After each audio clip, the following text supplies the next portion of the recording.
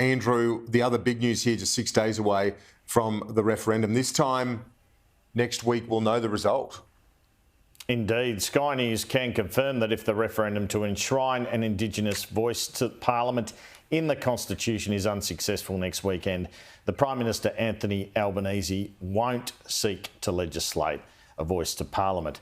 So come next Sunday, if the referendum goes down, we could be in the curious position of having Mr Albanese abandoning the voice to Parliament, while the opposition leader Peter Dutton has committed to regional voice bodies if elected, not to mention on this program a few weeks ago, committing to a second referendum on constitutional recognition of Aboriginal people. The government is chasing as many as 1 in 4 voters that it believes is soft or undecided in the lead up to Saturday's vote. But sources concede to me 2 out of 3 of those voters would have to go the way of the Yes campaign for it to be successful. The PM voted in Marrickville yesterday. A YouGov poll last week showed a real divide between how older voters are voting and younger voters in this referendum. There was a clear majority of those aged 49 and under in favour, but those over 60 were overwhelmingly against. Those over 50, should I say, 68 to 25 amongst over 50s.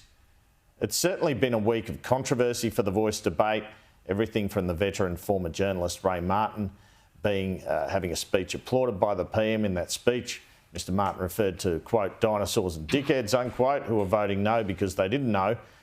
And then we had the independent Lydia Thorp accusing the PM of bringing neo-Nazi threats onto her. If you don't know, find out what you don't know.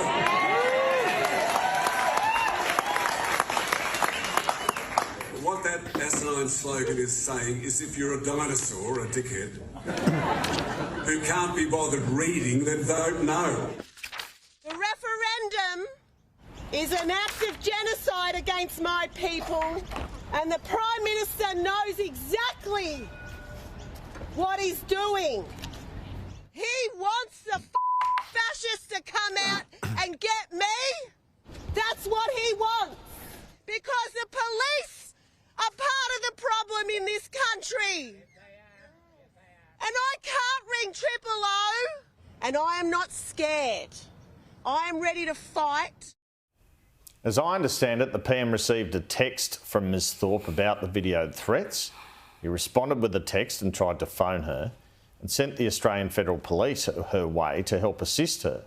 But in Ms Thorpe's statements last week, she criticised the police as well. Joining me in a moment is the Assistant Minister for Indigenous Australians and Indigenous Health, Mandi McCarthy. Ms McCarthy has become a standout performer for the Yes campaign in the final fortnight of the campaign to attempt to counter the influence of a strong Aboriginal woman on the no side of the debate, Senator Jacinta Price.